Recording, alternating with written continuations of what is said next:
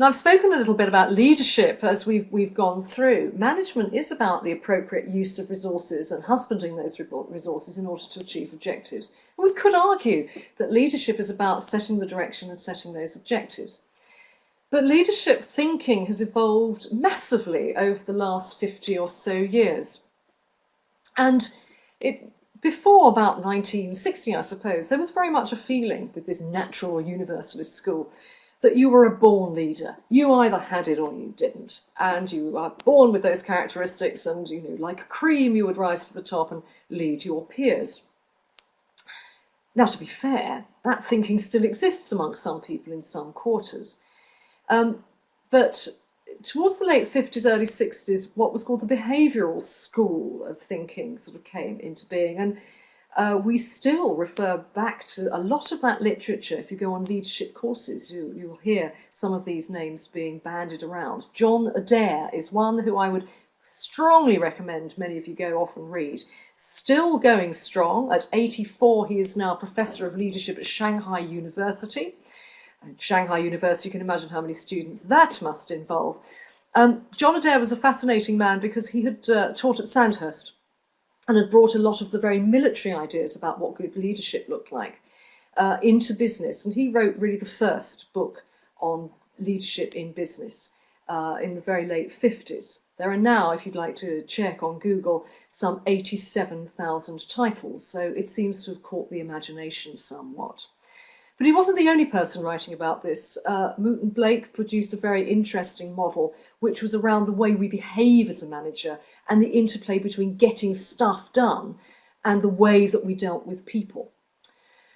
That gave way in the sort of 70s and 80s to this idea that we were very much more towards looking at riding the crest of, you know, political waves in terms of leadership and being much more attuned to the environment in the way that we dealt with things, which in turn in the 90s gave way to a much more intelligence-based school of thinking led by, amongst others, Daniel Goleman. Now, his might be a name you know from reading about emotional intelligence, which is a very popular phrase. This goes back to the 1990s. And those of you who like to watch things like videos on leadership and videos on management can find Daniel Goleman lecturing and talking about it himself on YouTube. And it's certainly worth a look as a bit of non-verifiable CPD.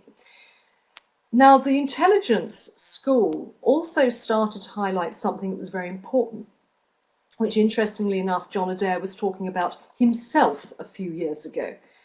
Which was the importance of values.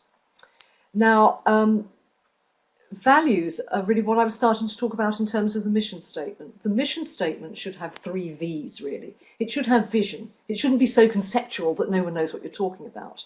It should be very clear.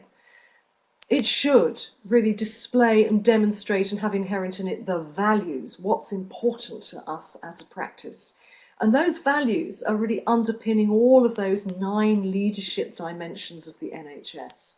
And of course, it should be viable, because if everyone thinks it's completely impossible, then no one will lift a finger to try to help you when you try to inspire and motivate them to do so.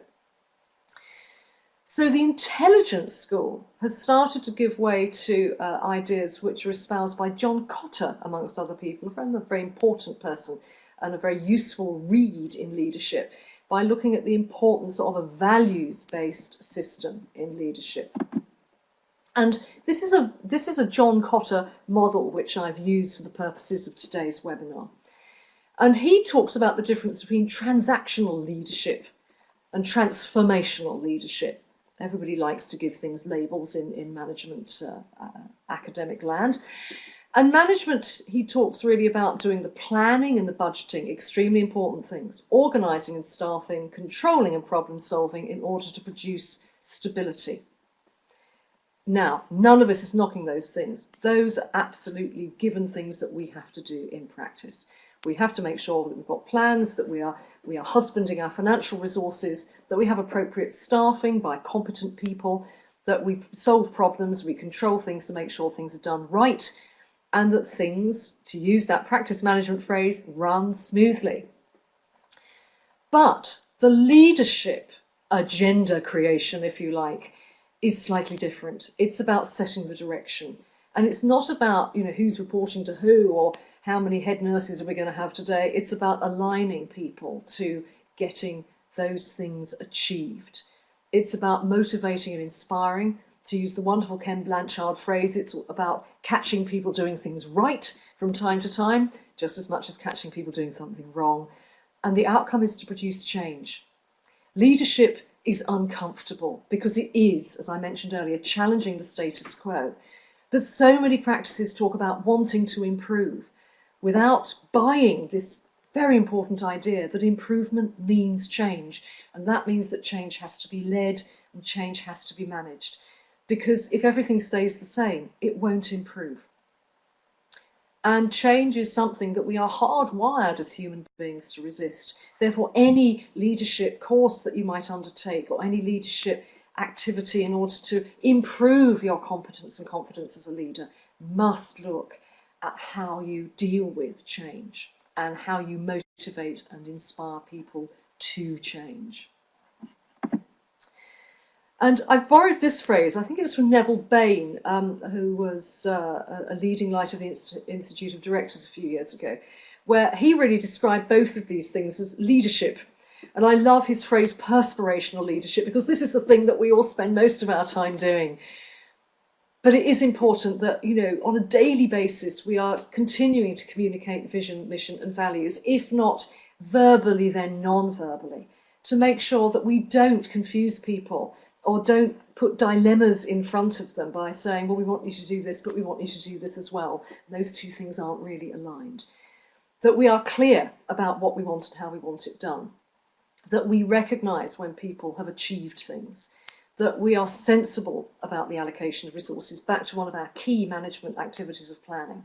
And that we ensure that we are monitoring and reporting back to our teams against those goals and how we're doing. There's no point telling teams what our goals are unless we actually tell them as they're going along how well we're all doing. If they're not alive in people's minds, people will forget them. And therefore it's extremely important we keep people aligned and motivated. But this he called perspirational leadership.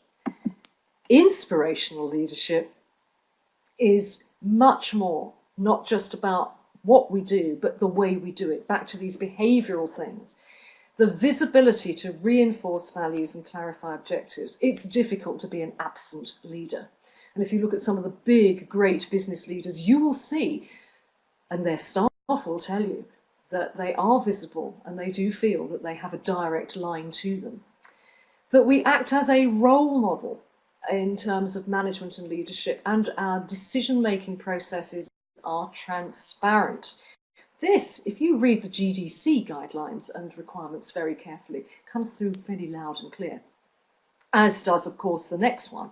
Now, this was not written for professionals, but this whole business of what being a professional means is set out quite clearly within the GDC standards. And once a professional, always a professional, 24/7, that we live ethical standards. And that we do not shy away from change. We act as the agent of change, and we are positive about that. Back to chiming with the NHS, 9 dimensions of leadership, that we challenge inappropriate things, that we also provide direct and honest feedback. Good leaders also will communicate effectively both with their own staff, but also with external audiences. And I love this last one. And I want to frame this and put this on my wall: fighting bureaucracy whilst maintaining essential control. Nobody wants to be so tied up in red tape. It's why you have things like Code I Comply to help you to find your way through the bureaucracy and maintain essential control and allow you the time to do some of these other things. How important is that? And I've mentioned just now the I Comply modules.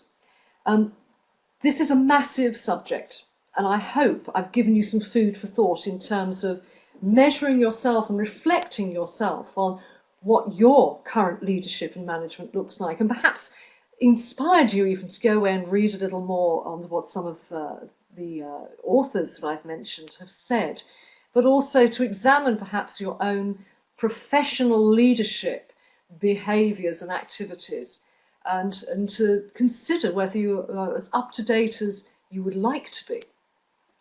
Now, Code has provided you with two lots of help. For those of you who are iComply members, the next update will actually be incorporating management and leadership modules to help you to go through some of these steps to get the basic things in place so that you can feel confident that during a CQC inspection you could demonstrate that some of the basic good practice in leadership and management is being fulfilled within your practices. But for those of you who'd like to take things a stage further, Code has developed the Dental Leaders course, and I know that Tanya and her team will be sending out details of this shortly after the webinar. Now, this is a blended learning program with two-day workshops, webinars and one-to-one mentoring to help to develop leadership competence, and which can also be linked with the ILM Level 7 Diploma in Strategic Leadership and Executive Management. There is no requirement from the CQC for the absolute requirement for a qualification, but it is considered exceptionally good evidence by CQC inspectors if the registered manager and those leading teams do have a management qualification. And we know from the feedback we've had that more and more inspectors are asking for evidence of this. The Dental Leaders course has been put together in order to help you to not just ensure compliance, but show good and excellent practice across the piece in some, not just of the management areas that you need to be looking, but also the thing that's going to be incredibly important going forward, which is leadership.